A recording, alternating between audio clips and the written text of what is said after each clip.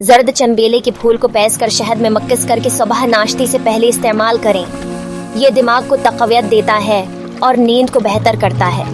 Grind yellow fennel flower, mix it with honey and use it before breakfast in the morning. It strengthens the mind and improves sleep. तरबूज को रोजाना खाएं। ये जिस्म को तंदुरुस्त रखता है और हादमा को बेहतर करता है। Eat watermelon daily. It keeps the body healthy and improves digestion. खीरा को पैस कर घी में मिलाकर इस्तेमाल करें। ये पेट को सांतर और जल्द को सेहतमंद रखता है।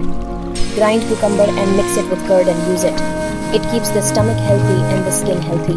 हेर्री धनिया को पैस कर शहद में मिलाकर रोजाना इस्तेमाल करें। ये हड्डियों को मजबूत करता है और जगर को सेहतमंद रखता है। Grind green coriander and mix it with honey and use it daily. It strengthens the bones and keeps the liver healthy. आम को खाने से पहले इस्तेमाल करें। ये जिस्म को तक़वियत देता है और भूख को बढ़ाता है। Consume mangoes before meals. It strengthens the body and increases appetite.